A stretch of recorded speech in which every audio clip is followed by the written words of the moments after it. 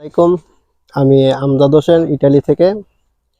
আজকে আপনাদের সামনে দেখাতে চাচ্ছি যে আমাদের এক বাঙালি ভাই ইতালিতে হচ্ছে এইগুলো লিজ দিছে নেওয়া হচ্ছে। এখানে উনি ইটালিয়ান কিছু সবজি আবাদ করছে। তো আমাদের বাংলাদেশি ভাই ওনার খেতে আমরা আসছি। এখন এই ক্ষেতগুলো আসলে কি কি এখানে আবাদ হয়, আসলে এখানে যে দেখতে পাচ্ছেন যে পেন্দাগুলো, আপনি যদি দেখান পেন্দাগুলো, যে পেন্দাগুলো দেখতে পারেন। পেন্দা বলতে কি আসলে ইটালিয়ান ভাষা হচ্ছে এই গাছগুলোকে পেন্দা বলে। তো তাই কারণে এটা হচ্ছে আপনার ঝুঁকুনি গাছ বলে আর কি। তো দেখুন প্রচুর পরিমাণ আসছে। এটা কিন্তু বয়স হচ্ছে মাত্র 1 মাস। তা যাই হোক, এটা হচ্ছে আপনাদের প্রাথমিক পর্যায়ে প্রথম 1 মাস পর থেকে এটা ফলন দেওয়া শুরু হয় আর কি। আজকে হচ্ছে ওনাদের ফেস্টা চলতেছে, ওদের বড়দিনের, যার কারণে এখানে আর কোনো শ্রমিক কাজ করতেছে না।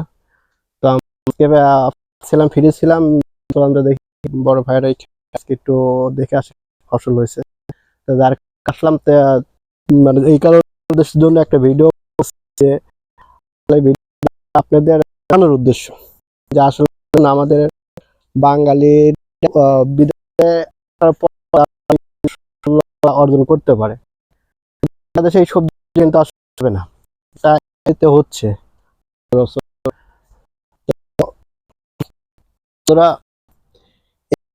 বাঙালি অনেক বাঙালি গল্প আছে যে আসলে বিদেশ অনেক কিছুই করছে, কিন্তু এখানে যে টাকাগুলো ইনভেস্ট করছে, এখানে যে টাকাটা ইনভেস্ট করছে, এখানে এই টাকা দিয়ে কিন্তু সে দেশে না করে বিদেশে করছে। এইটা বাংলাদেশে আসলে এত প্রফিট হতো না।